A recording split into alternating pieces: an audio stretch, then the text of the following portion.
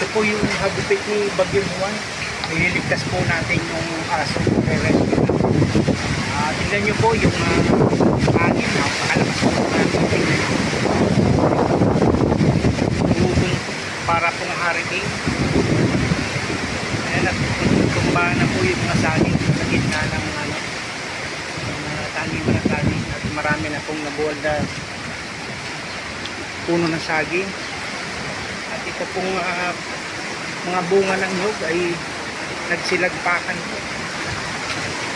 Sabi po ito, buko, hilaw pa na buko,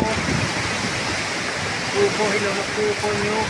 Yan kung sana kung nagsilagpakan sa sobrang lakas po ng hangin. Yan po yung epekto ng Bagyong Juan. Yung visibility po ay napakadilim.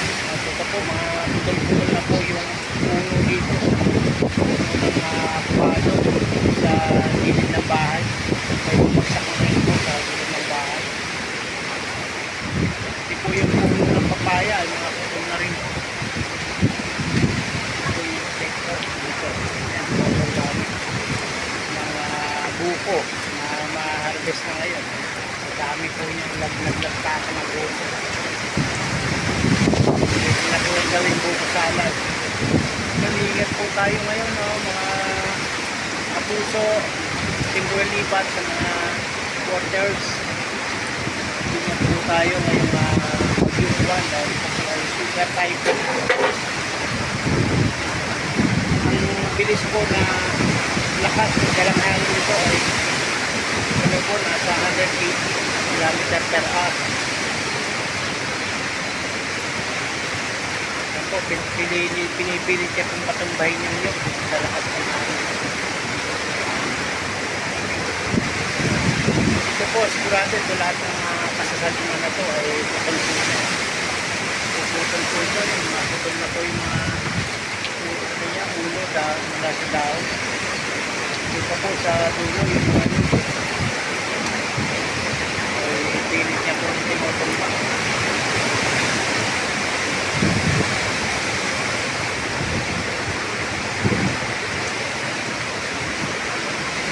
Mapakali yung ating mga alagang manok.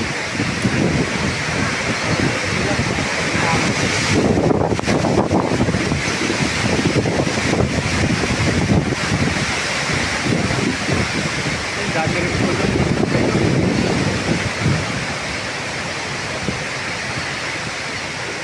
Dinis na po yung kulungan natin ng baboy doon. Napakatipad po yung buong yero niya. Lagpak na yan na po.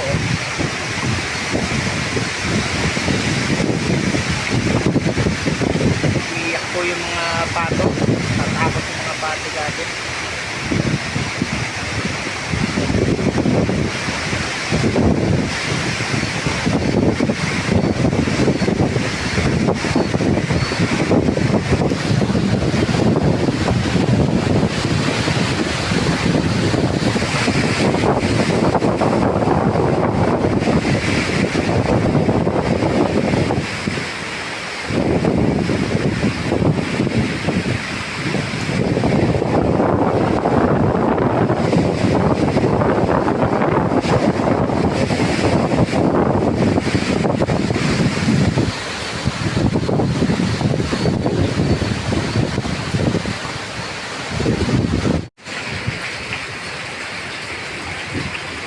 Saklap na po yung bintana dito.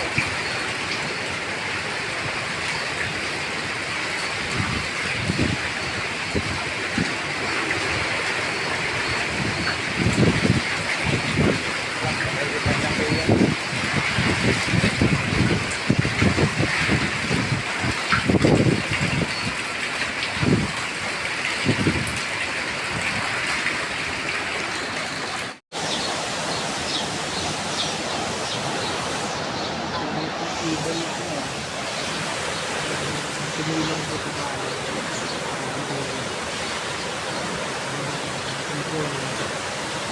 sa gitna po ng matinding Bagyong Juan, ang ibon po ay tumulong po dito sa mga. Unfortunately po yung ating trapal sa tricycle ay po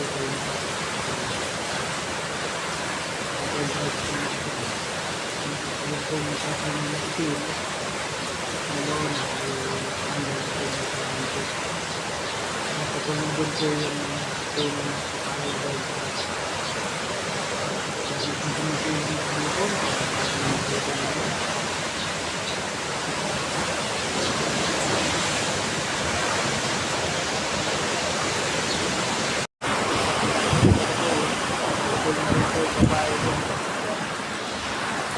so yung mga yero, naglag na po yung mga yero,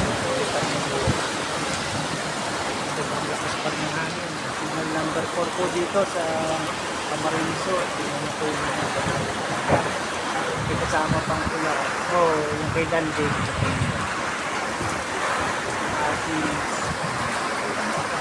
Ayan yung bayabas, tumba ng bayabas. Yung atis, natutumba na yung atis. Saka yung mga yero, yung bumagsak na yung mga yerong bakod. Sobrang nakakatakot na ito. Pado, nakalimutan ba ng pumado. Hello, as of 3 PM po, ito na po yung ating bagyo. Napakalakas pa rin. Marami na itong putol na mga punong kahoy. May nabuwal na rin pong malaking mangga. Pakita ko po sa inyo yung nabuwal na mangga. At ano po yung ating kulungan ng manok ay nadurog. Nabagsakan po ng punong mangga. Meron pong manok doon na mag-iina. Ayan po. Uprooted po siya. Uprooted. Napakalaking punong mangga. Nabuwal na. Nabunot po yung punong mangga. Ayan. Tapos lahat po ng ito na po yung nabuwal na puno ng Indian mango. Napakalaki pong puno. Buwal na buwal po. Daming puputulin. Isa nga, napakarami. Nabuwal din po yung tanim dyan na avocado. Ayun po, nakaligtas po yung inahin na nasa kubo. May kubo po dyan. Ayun yung sahig kawayan. Nadaganan po at talagang lapat. Durog na durog. Malaki-laki pong trabaho. Dahil tigil na yung bagyo. Nalangin po tayo noon. Tigil na po. Pananalasa ng bagyong uwan. Ayan, bagsak. Ang lakas pa rin ng hangin. 3 PM po, November na. Halos yung puno po ng nyug ay pwede na maputol. Malakas. Yun, nakalabas na yung inahin.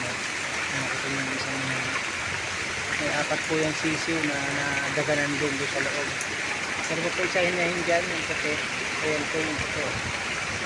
Maghahanap siya ng sisiw niya kung saan na napunta. So, pumasok na kayo sa silong. Basang-basa na sila. Hindi ko na makita yung nandiyan sa kabila. Dahil bagsak na. Marami-rating itong puno, itong puti.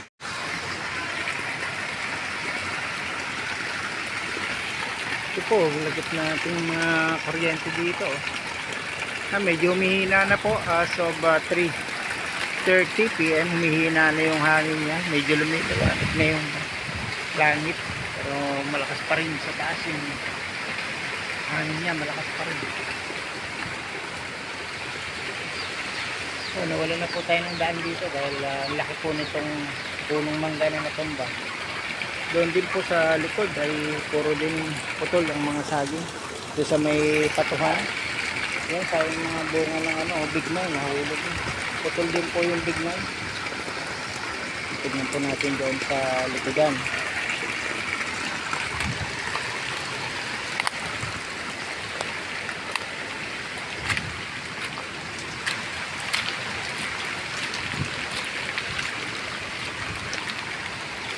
Bahana. Ayun, daming laglag na nyug sa buko. Ayun, dami.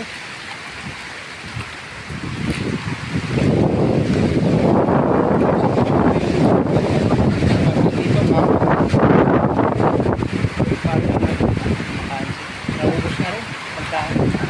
So, tingnan natin sa likod, puro napuputol na saging. Yan po, epekto po ito ng bagyong Juan. Lahat po ng saging ay bagsak na. Bagsak po lahat ng saging. Umpisa ulit sa umpisa.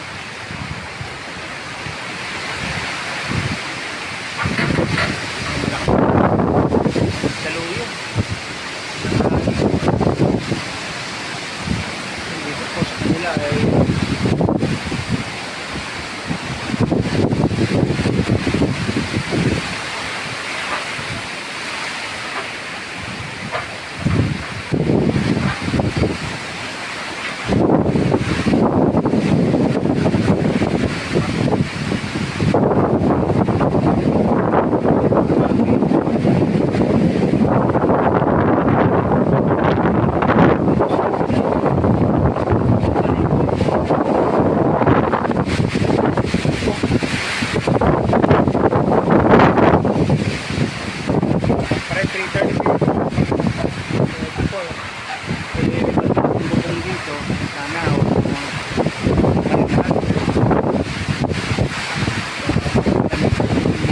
malilipat pag nagkasa.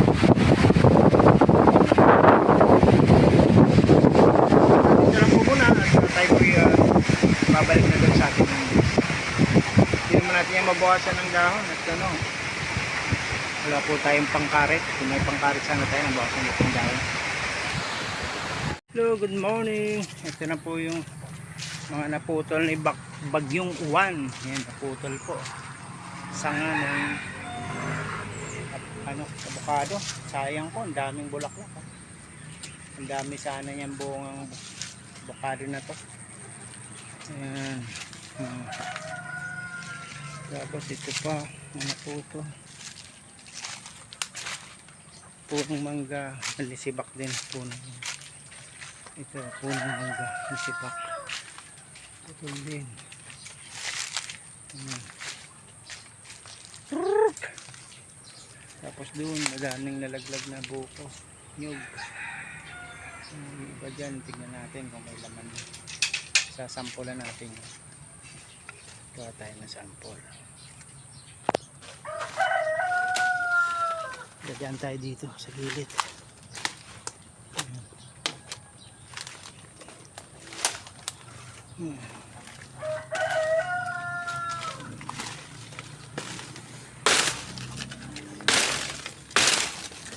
Yan.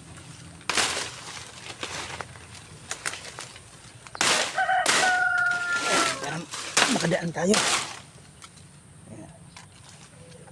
Ang dami na ulog.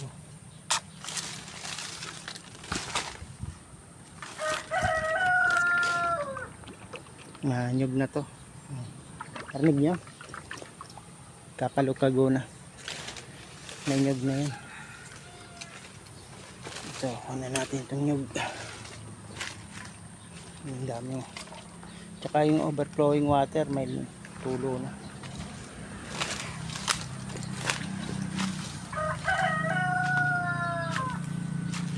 Yan yung gagawin natin pang bakod. Ano yan ang padre cow. Sayang talaga to. Yung kalamansi po natumba. Maraming bunga ng kalamansi ang natumba. At tinayo ko na lang po yan. Nilagyan ko ng tukod.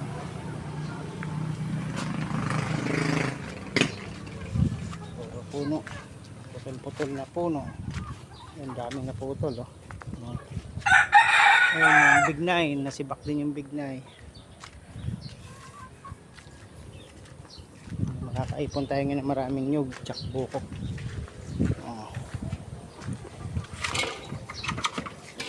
Magulang na.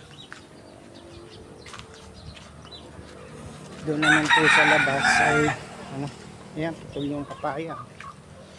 Putol ang papaya. May bunga to, tatlong malaki. Yung nandun, wala na. Yung rambutan, putol-putol din sang-sanga sa taas. Tapos dito po sa daan ay yan, naputol na.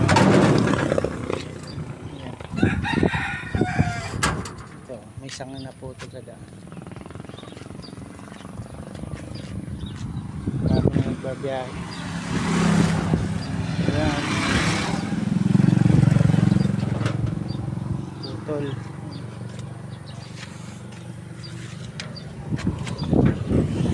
Yung trapal ko natanggal na. Yung magandang trapal ko natanggal na. Ibalik natin itong trapal.